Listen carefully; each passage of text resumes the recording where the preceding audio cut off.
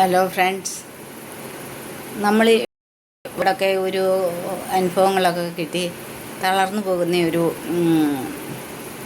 അവസ്ഥകളില്ലേ, ശാരീരികമായിട്ടും മാനസികമായിട്ടൊക്കെ തളർന്നു പോകുന്ന ഓരോ അവസ്ഥകൾ നമ്മൾ ചിന്തിക്കുമ്പോൾ നമുക്ക് നമുക്ക് ഒട്ടും നമുക്ക് സഹിക്കാൻ വയ്യാത്ത അങ്ങനതായിട്ടുള്ള കുറേ അനുഭവങ്ങളൊക്കെ നമുക്ക് കിട്ടുമ്പോൾ നമ്മൾ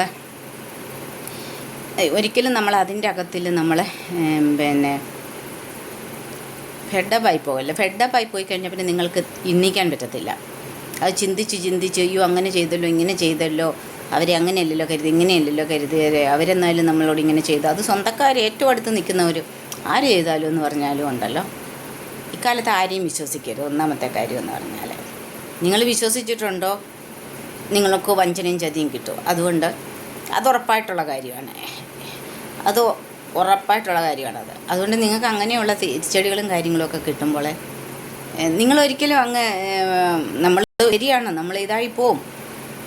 പക്ഷേങ്കിൽ അവിടെ നിന്നും എഴുന്നേൽക്കണം. ആ അനുഭവങ്ങളിൽ നിന്നും നമുക്ക് ലഭിച്ച പാഠം ഉൾക്കൊണ്ടുകൊണ്ട് നമ്മൾ എഴുന്നേൽക്കണം. നമ്മൾ എഴുന്നേറ്റ് ഇതൊന്നും എന്നെ തളർത്താൻ പറ്റത്തില്ല എന്ന് നമ്മളോട് തന്നെ സ്വയം പറഞ്ഞും പഠിപ്പിച്ചും നമ്മളെ തന്നെ അതിനായിട്ട് പ്രചോദനം ഉൾക്കൊണ്ട് നമ്മളെ തന്നെ മോട്ടിവേഷൻ ചെയ്ത് നമുക്ക് അതിനെയൊക്കെ ഓവർകം ചെയ്യാം. അതോടൊപ്പം യോഗ, മെഡിറ്റേഷൻ, നല്ല ചിന്ത, നല്ല ആഹാരം, നല്ല ഈശ്വരവിശ്വാസം, നല്ല മനസ്സ്, കുശുമ്പും കുനാഴിയൊന്നും ഇല്ലാത്ത മറ്റുള്ളവരെ സഹായിക്കാനുള്ള ഒരു മനസ്സ്, മറ്റുള്ളവരെ സ്നേഹിക്കാനുള്ളൊരു മനസ്സ്, ഒരു നിഷ്കളങ്ക സ്വഭാവം, ഇതൊക്കെ നമ്മളിലുണ്ടെങ്കിലുണ്ടല്ലോ നമുക്കിതിനെല്ലാം ഓവർകം ചെയ്ത് പോകാമെന്നേ. ഒരു കുഴപ്പമില്ല.